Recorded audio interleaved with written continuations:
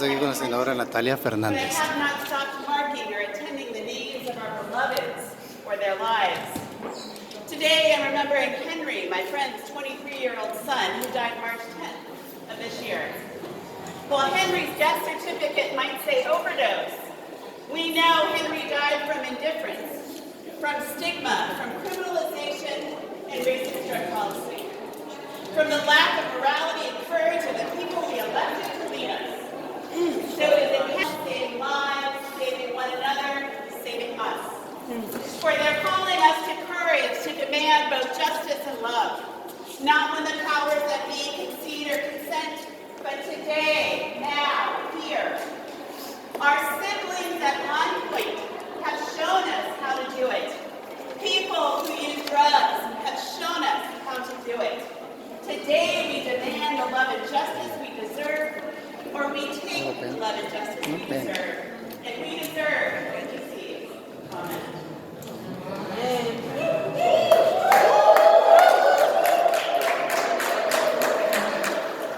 Thank you, Reverend Collette. Next, we're going to go ahead and bring Senator Gustavo and Assemblywoman, if she's here, Linda Rosenthal. I don't see her. I don't see it.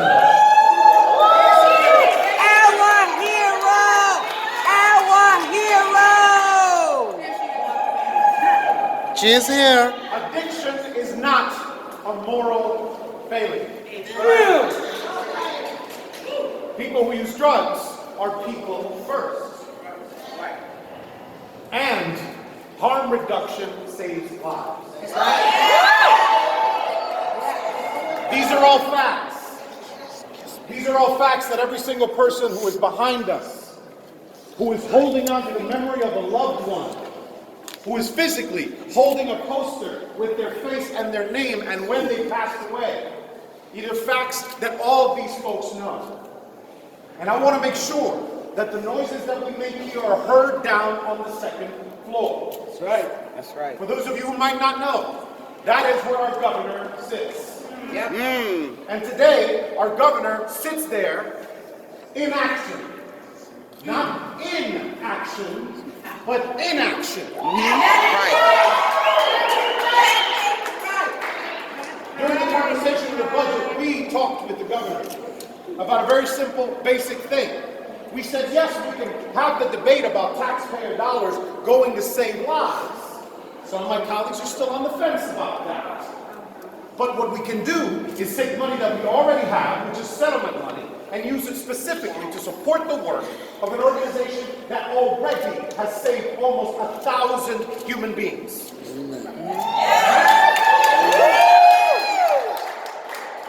And the governor said no.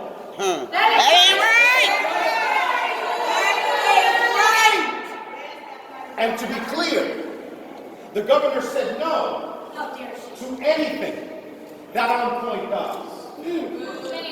And as On Point says, if you had the opportunity to go, and I have invited the governor, and I will do so again, Madam Governor, come and see the work that these folks are doing every day. When you go there, you will see, as they say it themselves, the least interesting thing that happens in that place is what happens in the room where the drugs are being used. It is everything around it, all of these services and these individuals who support the individuals in there, who treat them like human beings, who give them the opportunity to continue to live so that they can recover. Madam Governor, I will say it loud and clear. Your inaction is making people die. And you can do something very simple. Very simple.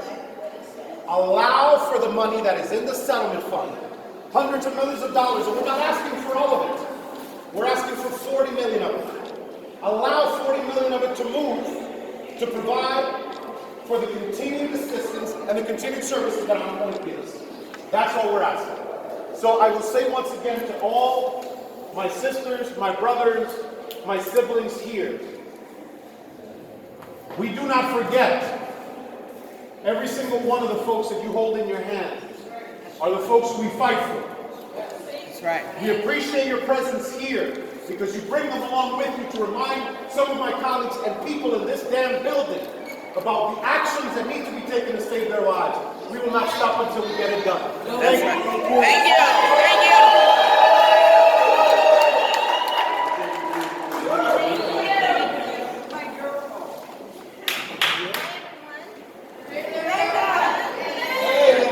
Hi, I'm Assembly Member Linda Rosenthal.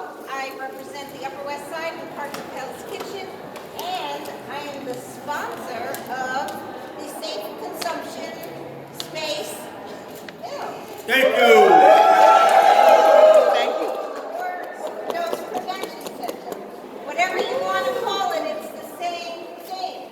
In 2017, I heard about the life-saving SIFs at the time and how across the world people's lives were being saved at centers like this.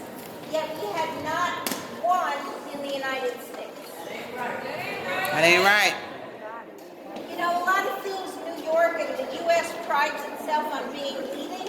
In this, we are lagging so behind. More than 30 years of operation in Switzerland, in all sorts of cities and countries across the world, no one dies. And that is the first objective, is to make sure that someone using drugs does not fall prey to fentanyl or any other bad thing in their supply. It is to keep them alive.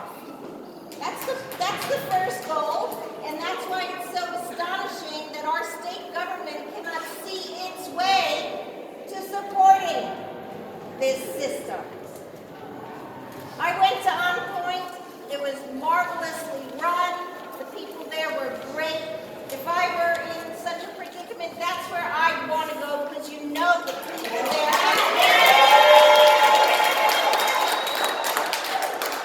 People are caring. The people give you what you need.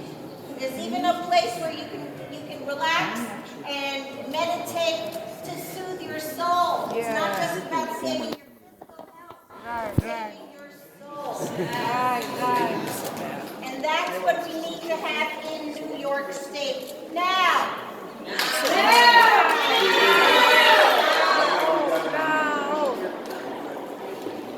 have heard from people who say, I don't want to see anyone in my neighborhood using drugs. I don't want to see them at McDonald's. Okay, it might be a relative, but you don't want to see them. Okay. So we have a place people can go. It's a perfect solution for everyone involved. And why can't we get it through? Well, let me say that marijuana is illegal on the federal level. Yes. But it's legal right here in New York State. That's right. That's right. That's no excuse to say that using heroin or whatever is illegal here. It's been working in New York City. So many lives have been saved. Why do we have to hang our heads as a state official and say, we don't care if people die? And that's exactly what the message is. We'll study, we'll study, we'll study. While you study, New York is one of the leading places where overdose takes people's lives. And that, as they say, that ain't right. That ain't right. And you know what else? It's not just groups like Vocal. It's not just groups like Housing Works that I've worked closely with. It is doctors. It is the establishment that supports this. Police officers support this. People on the left, people on the right. Everyone knows this is a good solution where you can help people on their journey, whether to recovery or maintenance. Whatever it is, OPCs are the answer for people who use drugs and need a place to go. We're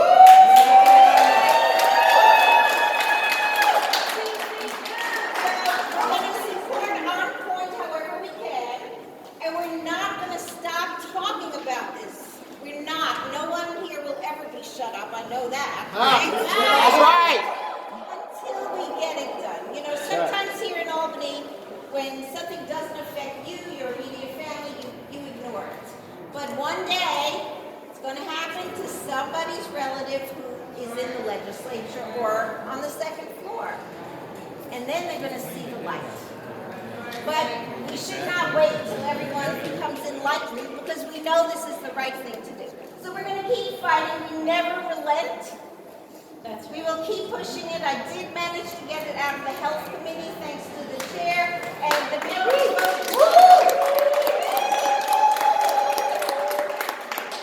I believe we have the votes in the codes committee, so we're going to try to get it on that next agenda. But whatever it is, this is a righteous cause. It saves people's lives, and we have to get it passed on here. Thank you.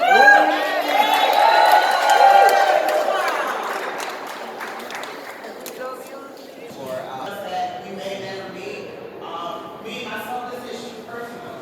My mother-in-law is in this scene, Tombstone, you see. I will never meet my mother-in-law. I will never be able to have that conversation about her son.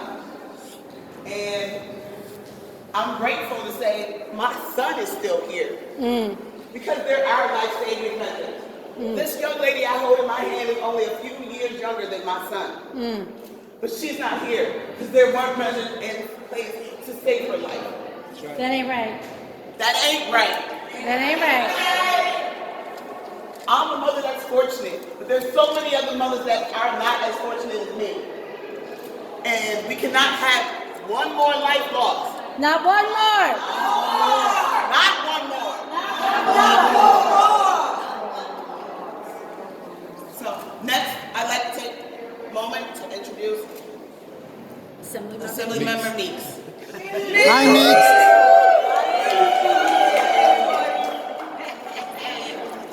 Take it away. Good morning. Good morning. I am Assemblyman Meeks representing Rochester, New York, 137th Assembly District, and to the advocates, to the survivors, thank you. Thank you for being here today. Thank you for your voices. Thank you for your time. Let your voices be heard. So I'm from Rochester, New York. Take about 3 hours west of here. I want to share a brief story with you. And this is going back to 2020. In the first 9 months of 2020, Monroe County, home of the city of Rochester, recorded as many as 55 new HIV cases. That means 2020, the year Governor Cuomo hoped to end the AIDS epidemic, is on track to roll back progress in reducing the preventable transmission of the virus. Monroe County's number of new HIV diagnoses, specifically among people who inject drugs, began to increase in 2019 with 10 cases, compared with fewer than 5 in each year from 2013 to 2018. Like cases overall, drug users, new diagnoses in 2020 so far have already reached 2019's total. I share that with you all to go here. We recognize the challenges. We recognize that, but all too often people assume that this doesn't affect me or my community. So let's talk about you and your community. So in 2020, Rochester, New York, Monroe County was recognized as the only county in New York State to deal with such an HIV cluster. The challenge with that is we see a number of challenges in the heart of the city. Individuals like myself have continued to advocate for OPC centers. We recognize OnPoint and the great work they're doing in Harlem, and we need to replicate these centers throughout the state. But you'll have some in the community in Rochester State. Well, a number of these individuals aren't coming from the city of Rochester. They're coming from the surrounding suburbs, surrounding counties. Well, one thing for sure is if a person is struggling with addiction and they're looking to come into a community with an open-air drug market and purchase drugs, do you really think that they're going to travel 25 to 30 minutes back outside that community to engage in the drug use? It's not going to happen. So as it relates to what we've seen in 2020 with the HIV cluster in Rochester, some say, well, those things are just happening in the city. It don't really happen out here in the surrounding suburbs. But let me tell you how it affects the suburbs. We also have open-air drug markets and open-air prostitution. So there was a crackdown at one point, and then there was a study that showed that those individuals who were more likely to pick up those engaging in prostitution were individuals who happen to be middle-aged white suburban males. Well, most middle-aged white suburban males that I know are married, but they come in and they engage in certain activities. So you may not think that it can touch you or your family, but believe me, it will. That's right. And this has been a fight that tends to be from the ground up. Grassroots community organizing, legislators. But I'm looking for this fight to also come top down and meet us in the middle. At one point, a number of us heard our governor speak to the fact that she had a nephew who dealt with an overdose. Well, that's your story. Do something about it. If that's your story, do something about it. Not one more. It happened to your family. It happened to our families. We need the governor to come top down as we rise bottom up. Let's meet in the middle. Let's get it done. OPCs across New York State. Now.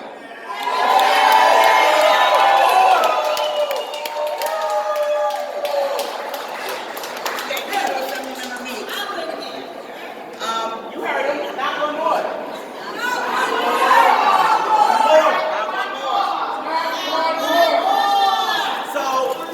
I'd like to take time out to give a thank you and a shout out to all the organizations that came here today.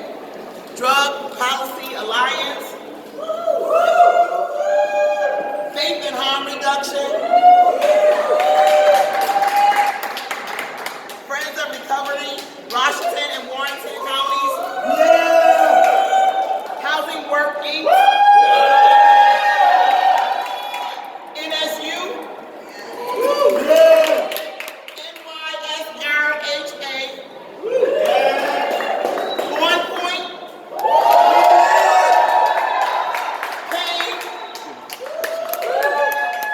RAIS, the Community Rising Project, the Ryan Project, Vocal New York, and last but definitely not least, Too Far. So I'd like to take a moment to bring up some of our speakers who are directly impacted. Their voices matter more than most. Terrell, would you like to come up first?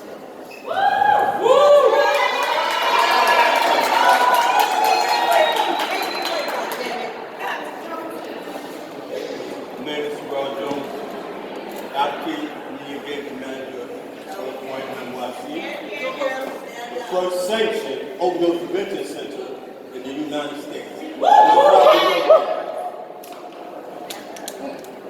I had something I was going to read, but I ain't going to read it. All right. Speak from your heart.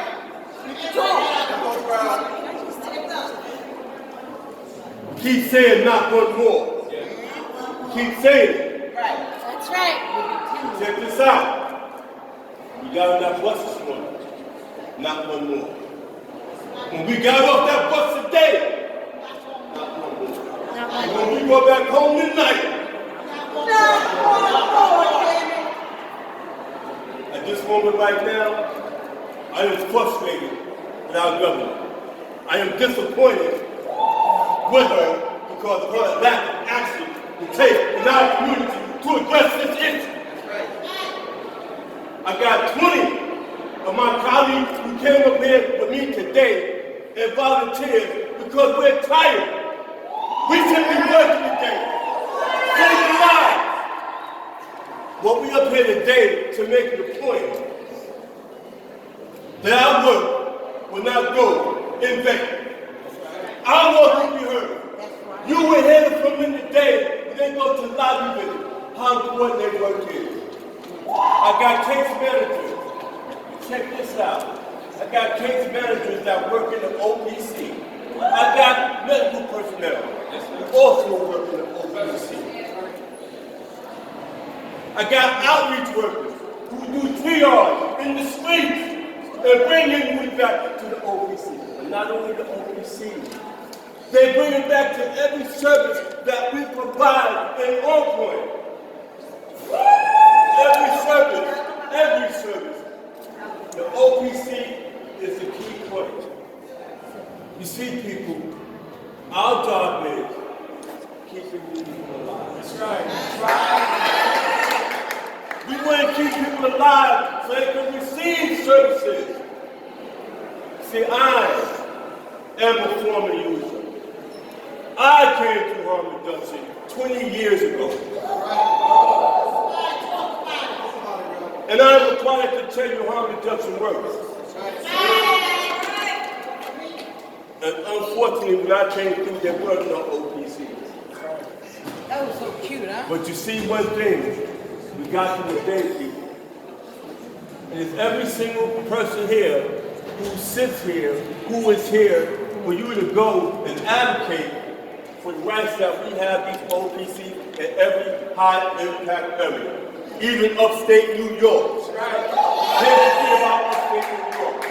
That's right. When we sit back and look at the poor people who are suffering, but when you go into the affluent communities, look at all the resources that they got that we don't have. Look at when the numbers were high there. 2 years ago, when their numbers were high in overdose, what happened? The next year, those numbers decreased. They got all the resources that they need. And look at us. We still fighting the day, man. That's fair. To my governor, I'm going to tell you this right now. Re-election is coming. And if you think that your ass will be sitting in that seat again, I got another thought coming for you. But you see, I got 1,000 more people just like this, just like yours, ready to get you out of that seat there. And I want to thank everybody today for coming. Because this is so necessary and so needed. I love all your organizations.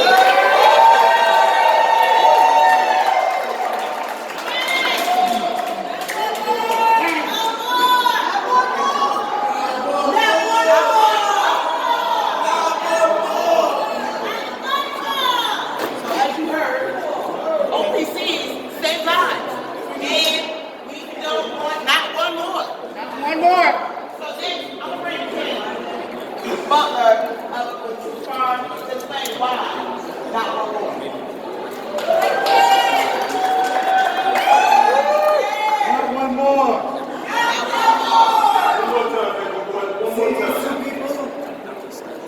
These two people, my best friends. These two people were sisters. They had children. They were mothers. They were siblings. This is terrible. It's not right. Not one more. Let me tell you, a lot of my clients are homeless. A lot of my clients, they come to my office for basic needs, food, clothing, clean syringes. You know, they're homeless. They don't have no place to go. They don't feel safe in the streets using. They use in my bathroom. My bathroom office. My office bathroom is an OPC. That's right. That's right.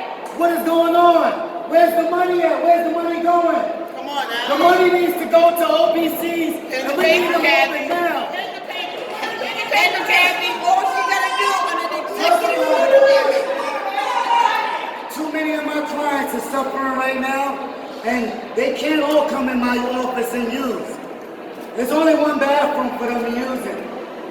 If we had enough OPCs open up in Binghamton, New York, we could supply everybody with safe places to use where they won't overdose and won't die. That's right. The Right. faces that you see right now are the faces on these tombstones are faces of people who are submitted. So these are the ones that are counted. What about the ones that are unaccounted for? Come on. There's no face, there's the faceless. Right. The homeless are the faceless. We're putting a face and we're putting a name and we're putting a voice in the homeless people that uses. And we need OPCs to open up in New York State. Governor Hochul, open up OPCs. That's right.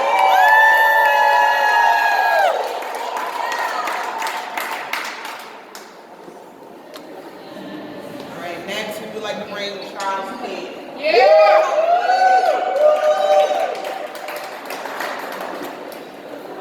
Hello, everyone.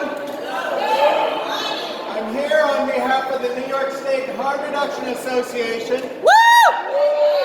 And also on behalf of Housing Works, where for the last 33 years I've served as the CEO. Woo! And I've come here to give you a little bit of history for those who don't know it about the fight for overdose prevention centers here in New York State. You see, in 2017, in June of 2017, a group of 5 organizations, including what is now called On Point, then Washington Heights Corner Project, including Vocal, including St. Anne's Corner, including the Southern Tier AIDS Project in Ithaca, and Housing Works, met with the staff of then Governor Andrew Cuomo. And we said we would like to pilot 5 OPCs and show that they work. It took us 6 months. December 2nd, 2017, Governor Cuomo said, okay, I'll approve your pilots, but on one condition. You have to have Mayor de Blasio in New York City send me a letter saying he supports this. So we started working on Mayor de Blasio. In May of 2018, Mayor de Blasio sent a letter to the governor saying New York City will support overdose prevention centers in our city. Governor Cuomo said, oh, wait, that's too late. It's almost time for the election. We can't be doing this right now. Right. After some back and forth, the governor said to us, I'll approve it after I'm reelected. Right after I'm reelected. We said, okay, let's see what happens. Sure enough, the governor got reelected. He did nothing. Right. Nothing. So then, Governor Hochul takes Andrew Cuomo's place. We sat down with her. We said, we need to get these things open. She said, well, I have to think about it. Well, meanwhile, de Blasio kept his word. He authorized On Point to open. And still, we are waiting. On Point opens in 2020. It's now 2023. We have the evidence. So you know what? We're not asking for pilots anymore. right. We don't need to show you anything. Right. We need to open overdose prevention centers in every part of this state.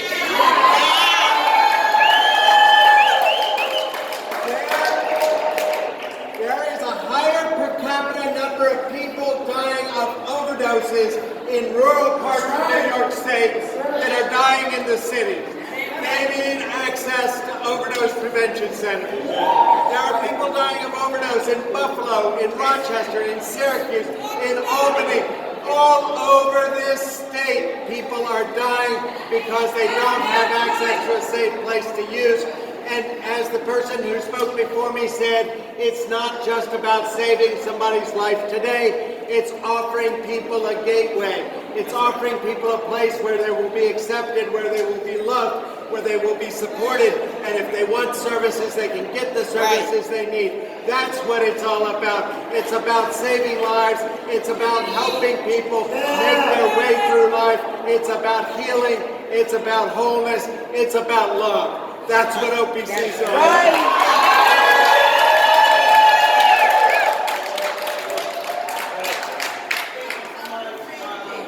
So next, I'd like to bring up my friend Asia Mattencourt. Asia. Got this, Asia. One thing that I really want to say, We're gonna be loud. Kathy Hochul, okay? Your inaction is absolutely tearing this world apart, okay?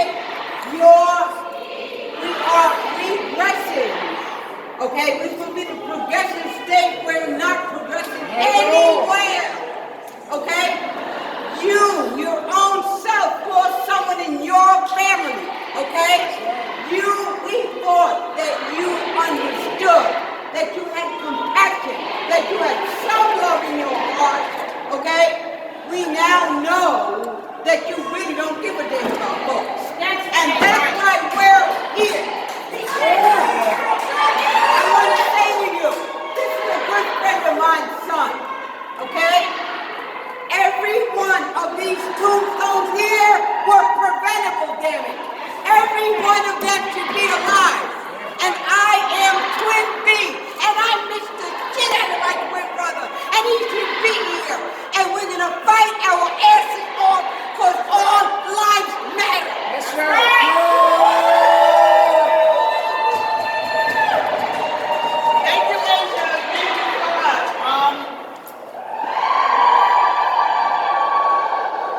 This is just, we can't continue. We can't lose another life. I'm done. Not one more.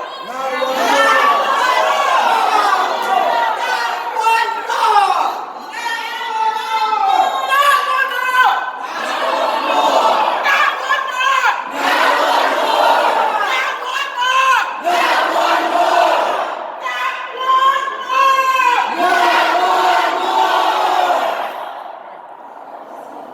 I want to bring Tony Smith from Drug Policy Alliance.